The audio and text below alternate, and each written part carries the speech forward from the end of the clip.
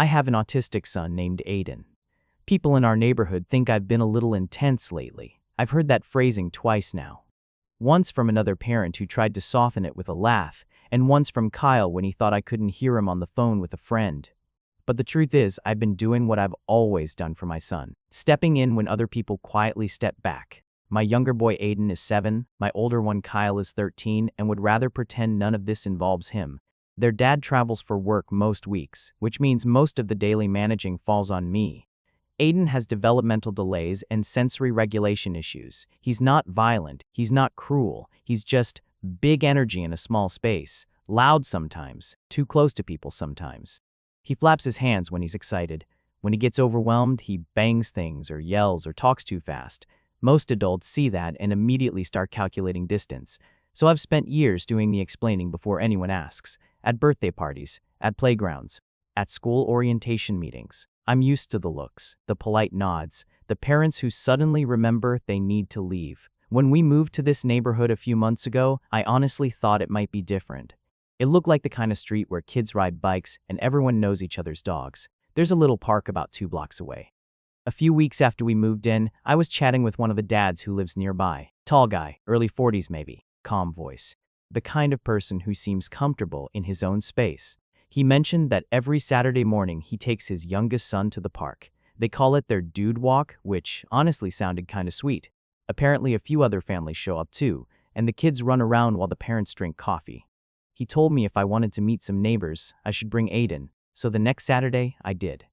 I remember standing there the first time watching Aiden sprint straight towards the play structure before I'd even finished saying hello to anyone. That moment where you hold your breath because you know your child is about to introduce himself in the loudest possible way. And he did, climbing too fast, smacking the metal railings with his hands, talking at a volume that made a couple of the other kids pause. But he was happy, laughing, trying to join whatever game the others were playing. I sat on the bench with the other parents and did the usual quiet corrections when needed. Nothing aggressive happened, no hitting, no pushing, just a lot of enthusiasm. The other kids looked unsure at first, which I expected, but after a few minutes they went back to their game and Aiden tried to follow along. I thought it went pretty well, honestly. We kept coming back on Saturdays. The dad who invited us, his name's Mark, usually brought his younger son Sam. Sam's about 6, very polite kid. Be careful the way some kids are. His older boy James sometimes came too, though James mostly stayed with another group of older kids. For a few weeks everything felt normal enough. Aiden would get loud sometimes. I'd step in and redirect him. The kids would scatter and regroup and eventually pull him into whatever they were doing. Was it perfect? No. But it looked like kids figuring each other out. Then there was one Saturday where Aiden had a harder morning. Nothing unusual by our standards. Just more sensory stuff than usual. The park was crowded. A dog barked near the swings, someone brought one of those plastic toy swords, and the clacking noise kept setting him off. He started banging on the side of the slide platform and shouting about being the Dragon King or something. I was already walking over to calm him down when I saw Mark call Sam over. They sat on a bench together for a minute. Sam was whispering something and Mark nodded. Then they packed up and left. It happened quickly. No goodbyes to the kids, just a quiet exit. I didn't think much of it at first. Kids get tired. But later that afternoon, Aiden asked me if Sam was mad at him. That's the thing people don't realize. Aiden notices more than they think. So the next day, I walked over to Mark's house. I wasn't angry. I was trying to be proactive. When he answered the door, I told him that when parents quietly pull their kids away, the other children notice. And sometimes it helps if adults explain why someone behaves differently. I suggested he talk to Sam about kids who communicate or regulate differently. Mark seemed polite enough, said they'd talk about it. The next Saturday, Sam did say hi to Aiden. I noticed it immediately. Aiden noticed it too. They played together for a bit, chasing each other around the climbing structure, until Aiden got loud again. He does this thing when he's excited where his voice jumps an octave and he flaps his arms like he's about to take off. Some kids laugh, some kids step back. Sam climbed all the way up to the top platform, where Aiden usually won't go because he's nervous about heights. Later, Aiden asked him to be his partner in a game. I heard Sam say something like, "No, thank you." And Aiden stood there for a moment like he wasn't sure where to go next. That's when Mark's wife approached me a few days later and invited us over to their house. I'll admit, I felt relieved. Sometimes kids just need a smaller environment to connect. The visit actually went mostly fine. Aiden had one meltdown when a toy train set stopped working, but I managed it quickly and we moved on. Sam stayed polite the entire time. Afterwards, I told Kyle it seemed like things might be smoothing out. Kyle shrugged and said he didn't really like Sam's older brother James. Apparently, James had been making comments to some of the other older kids about Kyle smelling weird. Teenage boy stuff. Kyle showered and muttered that he didn't care anyway. I tried to focus on the positive. Then the toy incident happened. It was another Saturday at the park. Aiden had got hold of some kind of action figure that belonged to Sam. I didn't see exactly what happened at first, I just heard the snap. By the time I looked over, the toy was in pieces on the ground, arms and legs twisted off. Aiden sometimes grips things too hard when he's overstimulated. Sam looked like someone had just smashed his birthday cake. He yelled at Aiden, loud enough for everyone to hear, something like, "You were a very mean boy." I remember that exact sentence because Aiden repeated it in the car later, not crying, just confused. Mark didn't make Sam apologize. They just packed up and left again. And after that, something shifted. For a couple of weeks, we kept showing up at the park Saturday mornings like usual, but fewer of the families came. At first, I assumed it was weather or soccer games or whatever else people do with their weekends. Then, one Saturday, the park was nearly empty. Just me and Aiden and a dad I didn't recognize walking a dog. Later that afternoon, Kyle mentioned seeing Sam and two of the other kids riding bikes near the park. In the afternoon, not the morning. At first I told myself it was coincidence. Schedules change. But over the next couple weeks, I kept hearing little things. One mom mentioning she'd started bringing the kids later in the day, another saying mornings had gotten busy, and eventually it became pretty clear what was happening. The Saturday group hadn't disappeared. It had just moved.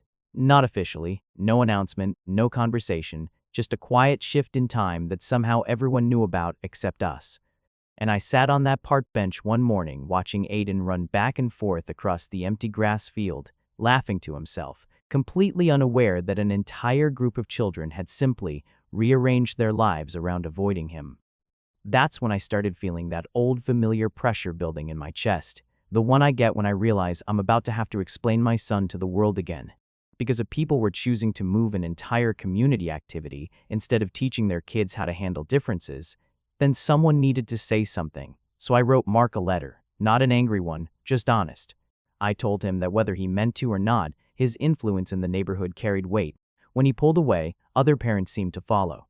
And I said I wished he had done more to help Sam understand that Aiden wasn't someone to avoid. I didn't accuse him of organizing anything, but I did ask if he could see how the outcome looked from where I was sitting. Because from my perspective, an entire group of children had just learned that when someone is different enough, you don't have to say anything cruel, you just quietly move the game somewhere else. I didn't expect the letter to fix anything overnight. That wasn't really the point. I wanted Mark to understand the ripple effect of what had happened.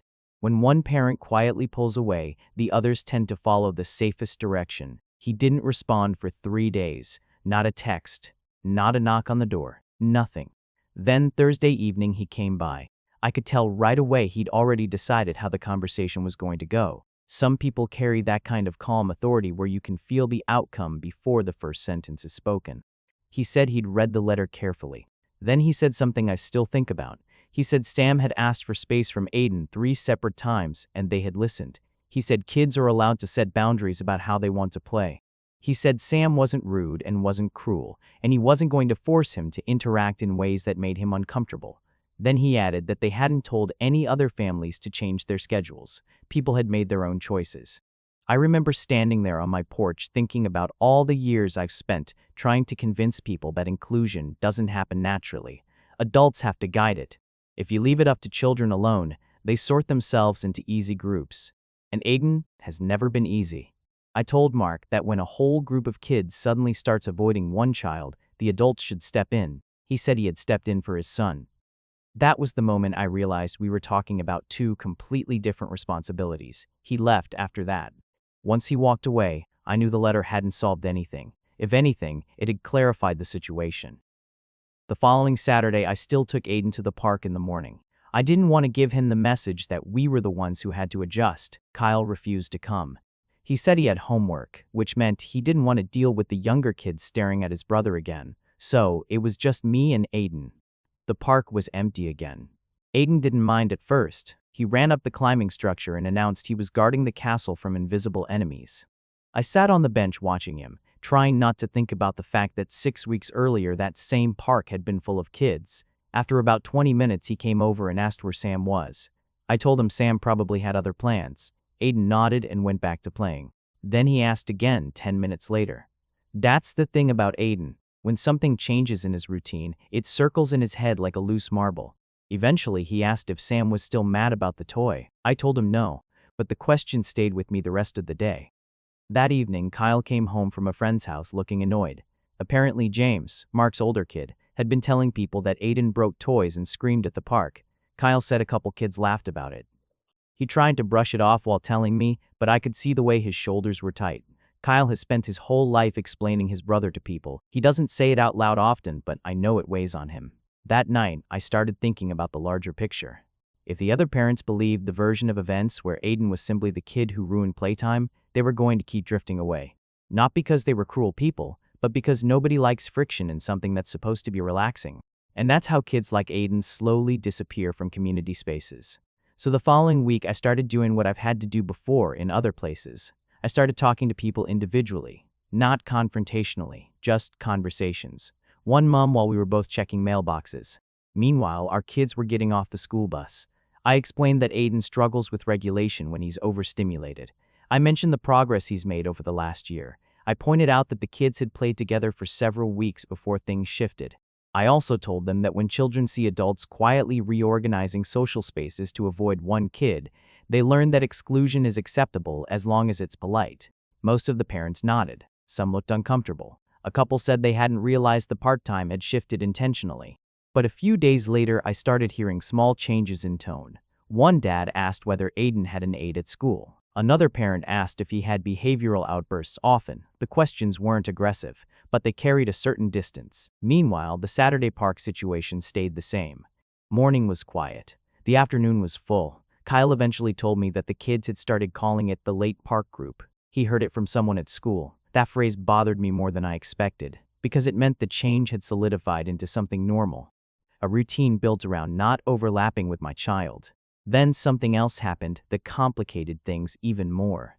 One afternoon, Sam and Aiden crossed paths outside the park by accident. I saw them from across the sidewalk. Aiden got excited immediately and ran over. Sam froze for a second, clearly unsure what to do. He said hello.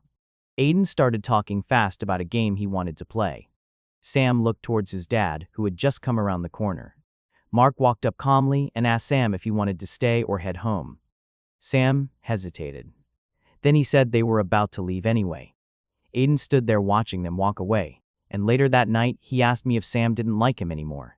I told him sometimes kids need space, but inside my head something kept replaying. Mark gives Sam the choice, not pushing him, not guiding him back into the interaction, just letting the distance stand. From his perspective, he was respecting his child's comfort. From mine, he was reinforcing a boundary that had already grown too big. A few days after that, I heard something from another parent that changed the whole tone of things.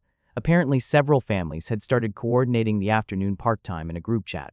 Nothing malicious in the messages, just scheduling. But my name wasn't in the chat, neither was Aiden's, which meant the separation had become organized, even if nobody would call it that.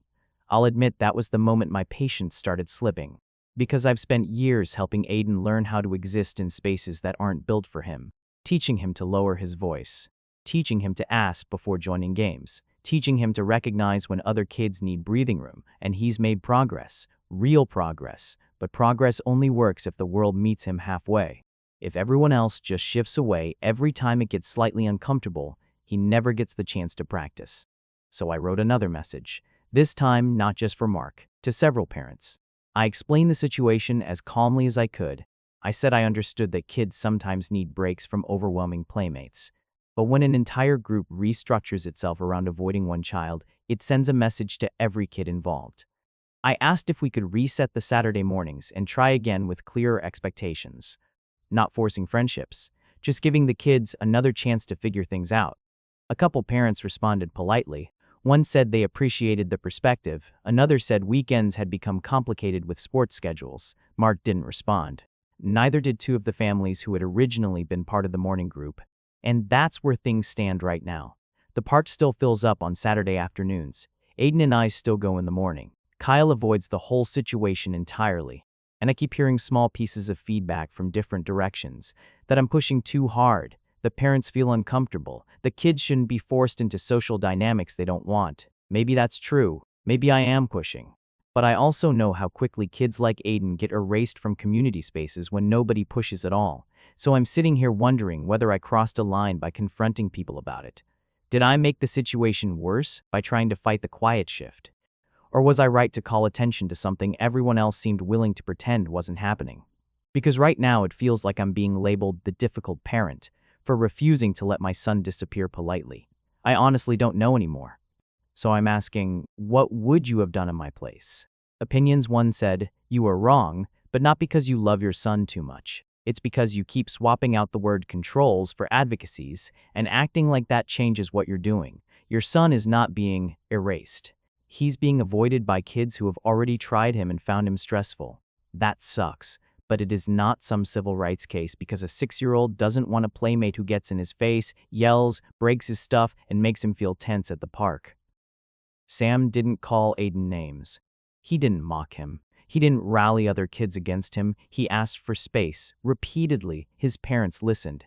That is literally what decent parents are supposed to do. And honestly, your biggest blind spot is that you keep describing every social consequence like it came out of nowhere. It didn't. There was buildup. Adults saw their kids coming home dysregulated. Kids were uneasy. A toy got broken. Your older son already has social fallout attached to his brother, which tells me this pattern did not start on this street. None of that makes Aiden bad. It does mean other people get to respond to reality instead of the version you want them to perform. Mark isn't using influence. He's parenting his own child. The other parents probably moved because they reached the same conclusion on their own. Saturday mornings stop being easy. You don't get to demand communal sacrifice and call it inclusion. What really got me is that Kyle is waving giant red flags and you are still locked onto the neighborhood optics. That kid is carrying resentment, embarrassment, and probably guilt for even feeling those things. He needs room to be a full person, not a supporting actor in your campaign. Same with Aiden, actually. He needs support, structure, and maybe better matched social settings, not forced access to kids who already withdrew. You're not wrong that exclusion can be quiet and ugly. You are wrong that the answer is to lean on everyone until they submit. That's not inclusion. That's hostage-taking with nicer vocabulary. Another one said, I actually feel bad for all 4 kids here, and I think the adults are making it worse in different ways. You, first. I believe you are tired in that bone-deep way only parents of high-needs kids really understand. You've probably spent years walking into rooms already braced for judgment, so now you read every retort as prejudice before it's even fully formed. I get why. But that survival mechanism is screwing you over here because it flattens everything into the same story. People are excluding my son because he's different. Sometimes yes. Sometimes people are backing off because the interaction genuinely isn't working for their child. Those are not the same thing, and you're treating them like they are. Mark, though, isn't as neutral as he wants to seem. He may not have organized the shift, but adults set the tone with a look, a shrug, the timing of when they leave, and who they keep inviting over. Neighborhood groups are soft power machines. Nobody has to say, let's avoid Aiden. They just watch who the socially central parents are making room for and who they're quietly done with. So I don't fully buy this clean hands act where he's just minding his own business. He probably didn't mastermind anything, but he absolutely helped normalize the distance. His wife also made a mistake inviting you over if they already knew Sam was uncomfortable and they weren't prepared to navigate that honestly. That just created one more, let's see if this works, moment for your son to fail in. And once the toy got broken, that was probably the emotional point of no return for Sam. Sam is not wrong. That kid has been direct, polite, and consistent. Adults should pay attention when a child says, I don't want this anymore, without being cruel. James sounds like a standard middle school arsehole, which is ugly but not exactly rare. Kyle, though, is the one I can't stop thinking about. He seems like he's been drafted into a family role he didn't choose. He's old enough to understand the social cost, young enough to have no real power over it, and probably angry at everybody. My honest read is that your son needs a setting with more active scaffolding and better matched kids. not a neighborhood free play group where everything depends on tolerance and improvising. That's not me saying he should be hidden away. I'm saying inclusion without structure usually turns into one child being resented and one parent becoming the hall monitor of everybody else's morality. So yeah, I think you crossed lines. I also think the neighborhood took the path of least resistance instead of saying the hard thing out loud. Nobody here looks great except maybe Sam, who somehow managed to be the clearest communicator in the whole story. Continuation. I wasn't planning to come back this soon, but things escalated in a way I honestly didn't see coming. A few people asked what happened after my last post, and a lot of others said I needed to step back and let things settle. I did try, for a little while, but the situation kept evolving, and every time I thought things might level out, something else would happen that made it very clear where our family stood in this neighborhood. The first thing I tried to do was fix the one moment that had clearly stuck in everyone's mind, the toy incident. I kept thinking about that because kids latch on to simple stories. Aiden breaks things is a very easy story for them to repeat, especially when adults don't step in to reshape it. So I bought Sam the exact same action figure that had been broken. I tracked it down online and waited almost a week for it to arrive. When it finally did, I walked it over to their house. My intention was simple: replace the toy, show good faith, reset the tone. Mark opened the door. I handed him the box and told him I wanted Sam to have a replacement because accidents happen, and I didn't want him feeling like something important to him had just been destroyed without anyone acknowledging it. He looked surprised, but he took the box. At that point, I probably should have left it there. Instead, I started explaining a little about how Aiden sometimes grips things too hard when he gets overwhelmed and how we're working with therapists on impulse control. I said kids like Aiden sometimes need a little extra patience from the people around them while they learn those skills. The conversation shifted almost immediately. Mark said he appreciated the replacement, but that Sam wasn't upset about the toy anymore. He said the bigger issue was that Sam didn't enjoy playing with Aiden and felt stressed when things got chaotic. He wasn't cruel about it, he was calm, which somehow made it worse. Because calm makes it sound like the situation is settled and reasonable and finished. I told him I understood kids needing space sometimes, but I also said that when one child gets labeled as too much by a group, it tends to stick long after the behavior improves. He nodded but didn't really respond to that. Later that evening, he came back and left the toy box on our porch. No note, just the box. That was the first moment where I realized that nothing I did was going to repair the dynamic the way I had hoped. After that, I tried something different. Instead of trying to fix individual relationships, I thought maybe the whole situation needed more structure. The park had always been a free-for-all, kids running around making up games while parents watched from the benches. For most kids that works fine. For kids like Aiden, it can become overwhelming quickly, so I decided to organize something a little more intentional. I put together what I called a guided play hour. Nothing formal, just a couple simple cooperative games, some sensory toys Aiden likes, and a plan to help the kids interact without things getting chaotic. I printed out a little sign with the idea written on it and brought a bag of equipment to the park one Saturday morning. I posted about it in the neighborhood chat too. I said I thought it might help kids learn how to play together more comfortably, especially when different personalities are involved. No one argued with the idea, but no one came, not a single kid. Aiden and I played the games by ourselves while the sign sat on the picnic table. After about 40 minutes, he asked why the other kids weren't coming. I told him maybe they had other plans. Later that same afternoon, I drove past the park on my way back from the grocery store. The entire playground was full. Kids everywhere. The exact same group that used to come in the mornings. They were all there during the afternoon slot that had slowly become the new routine. Seeing it like that, full of kids who used to share the space with Aiden, hit harder than I expected. I didn't stop, but it stayed with me. Around that same time, another situation came up that pushed things further.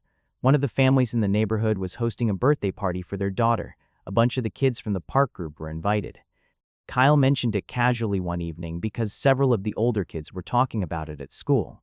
Aiden wasn't invited, which is fine. No child is entitled to an invitation to every party, but the guest list was basically the entire Saturday park group, so I messaged the parent hosting it. I tried to keep the message neutral. I asked if the guest list had been limited and whether there had been a reason Aiden wasn't included. She replied politely that they had to keep the party small. But when Kyle later mentioned how many kids had actually gone, it became obvious that small wasn't really the factor. At that point, I told Aiden the truth in the simplest way I could. I said sometimes people don't understand kids who behave differently. He was quiet for a while after that. Then he asked if he was the reason the other kids played at a different time now. That question sat in my chest for the rest of the night. A few days later, I made a decision that a lot of people here will probably say was the turning point where I should have stopped. Instead of avoiding the afternoon park group, I decided to take Aiden there. The park is public. The space belongs to everyone. Adjusting our entire routine indefinitely didn't seem like a fair expectation. So one Saturday, we showed up in the afternoon. The reaction was immediate. The kids didn't say anything cruel, but you could feel the shift in the air. Games slowed down. A couple kids drifted towards their parents. Sam walked over to Mark and asked something quietly. Within 10 minutes, several families started packing up. Aiden noticed. He didn't have a meltdown or anything like that. He just asked why everyone was leaving so early. I told him sometimes people have other plans, but the look on his face told me he wasn't convinced. After that day, I made a mistake that I now realize poured gasoline on the situation. I wrote a post on Facebook. I didn't mention names. I didn't mention the park directly. I just wrote about how some communities talk about kindness while quietly teaching children to exclude kids who are different. I said that moving social activities, instead of addressing discomfort, sends a message to every child watching. Screenshots started circulating among the parents here within hours, which led to the moment that almost got me into real trouble. The following week, I decided to try something again with the park. I wanted to make sure the afternoon group understood that Aiden had as much right to be there as anyone else. So when we arrived and the kids started drifting away like before, I tried to stop the cycle. I stood near the exit path and asked one of the parents if we could talk for a moment about what was happening. More parents gathered because they could see a conversation starting. I was frustrated. I said people were teaching their children avoidance instead of empathy. Someone told me I was making everyone uncomfortable. Voices got louder, not screaming, but tense enough that someone walking their dog nearby apparently thought something serious was happening. Because a police car showed up, 2 officers got out and asked what was going on. That moment was surreal. Standing in a park explaining a neighborhood playground dispute to police officers. One of them pulled me aside and asked if I was blocking people from leaving. I said I had been trying to have a conversation, not trap anyone. The other officer spoke to a couple of the parents. In the end, they didn't treat it like a crime. They basically said everyone should go home and cool off. One of them told me gently that if people feel physically prevented from leaving a space, even briefly, it can escalate into something that requires intervention. Then he added that it sounded like I was under a lot of stress and just trying to advocate for my child, so they left it at a warning. But the embarrassment of standing there with police lights reflecting off the playground equipment while a bunch of neighbors watched was something I won't forget anytime soon. After that incident, the atmosphere here shifted again. Parents stopped even pretending to be neutral. A few people who used to at least nod politely now avoid eye contact entirely. Kyle has basically checked out of neighborhood life. He spends most of his time at friends' houses across town, and Aiden still asks every Saturday if anyone else will be at the park. Which brings me to where my head is now. I've started seriously thinking about moving. Not because I'm angry in some dramatic way, but because I'm realizing something about this place that I didn't see when we first arrived. Communities love the idea of kindness when it's easy. When kindness requires inconvenience, patience, or adjusting routines, most people quietly step away. And maybe that's human nature. But if that's the culture here, then maybe this isn't the place where Aiden is going to grow up feeling accepted. So I've started looking at other neighborhoods, places with stronger inclusion programs, maybe closer to schools that specialize in mixed needs classrooms. I'm not naive enough to think every community will be perfect. But I also don't want to keep fighting the same quiet battle every weekend. Maybe the healthiest move is simply to find somewhere that already believes in the kind of environment I've been trying to create here. Right now, that feels like the direction things are heading. And honestly, after everything that's happened over the past few weeks, leaving might be the one decision that finally gives everyone, including Aiden, some breathing room. Analysis. It's the collision of 2 completely legitimate parenting instincts that cannot coexist in the same social space once they harden. On one side, you have a parent whose entire life has trained her to fight against exclusion. Parents of high needs, children often live inside a constant, low-grade siege mentality. Not because they want conflict, but because they've seen how quickly their child becomes the problem in any unstructured environment. When you live with that pattern long enough, you start recognizing the early signals: people leaving early, invitations thinning out, and conversations becoming polite but shorter. To someone in that position, those signals are not neutral social drift, they are warning flares. So the narrator's instinct becomes intervention. She tries to reset narratives, create structure, and confront the slow social distancing before it calcifies. From her perspective, passivity equals surrender. If she doesn't push, the outcome is predetermined. Her son becomes the kid everyone quietly works around. The problem is that the tools she's using, moral pressure, public framing, escalation work in institutional settings, schools, workplaces, organizations, but almost never work in informal social ecosystems like neighborhood playgroups. Those spaces run on something far less explicit than rules. They run on comfort economies. People show up because it feels easy. The moment participation requires negotiation, explanation, or emotional labor, most families drift away without confrontation. Not out of cruelty, but because leisure time is one of the few spaces adults protect from friction. So when the narrator introduces structure, messages about responsibility, or moral language about inclusion, she's unknowingly changing the entire social contract of the park. What used to be casual recreation begins to feel like a managed environment with expectations. At that point, even parents who might sympathize with her situation start recalculating whether they want their Saturday morning governed by someone else's advocacy project. That's the first structural tension. The second tension is about children's boundaries versus adult values. The narrator is operating from an adult moral framework. Communities should help children who struggle socially. That principle is defensible, even admirable. But the other parents are operating from a much simpler rule. Their children are allowed to avoid interactions that consistently make them uncomfortable. Neither principle is obviously immoral, but they point in opposite directions. One prioritizes collective responsibility. The other prioritizes individual comfort and autonomy. When those two frameworks collide, the side advocating responsibility almost always loses in casual social environments because responsibility requires effort while avoidance requires only silence. What's interesting psychologically is that the narrator recognizes this dynamic but interprets it through a moral lens rather than a structural one. She sees the outcome as evidence of selfishness rather than recognizing that most informal communities are structurally incapable of supporting high-needs dynamics without deliberate leadership. In other words, the neighborhood isn't necessarily cruel. It's simply operating under the default rules of voluntary social life. Another layer that complicates the story is the invisible burden carried by the older sibling. Kyle's position reveals a tension that often exists in families navigating disability but rarely gets discussed openly. Siblings experience the social consequences of accommodation systems they did not choose. His gradual withdrawal isn't cruelty towards his brother. It's a coping mechanism for a social environment where his identity is constantly tethered to someone else's challenges. The narrator interprets his frustration as a failure of solidarity. From Kyle's perspective, it's probably exhaustion. Then, there's the father figure in the story. His role is fascinating because he embodies a kind of quiet authority that shapes social norms without ever appearing aggressive. By consistently framing his decisions around his child's comfort, he establishes a precedent that other parents find easy to follow. He doesn't organize exclusion. He simply models disengagement. And in decentralized social groups, modeling behavior is often more influential than explicit coordination. That dynamic likely contributes to the narrator's feeling that he holds influence, even if he never actively wields it. The police incident is the moment where the conflict stops being philosophical and becomes physical. It's not about law enforcement in any dramatic sense. What matters is that the narrator crossed the invisible line where advocacy begins to feel like social coercion. Blocking people's exit even briefly transforms a moral conversation into a perceived threat to autonomy.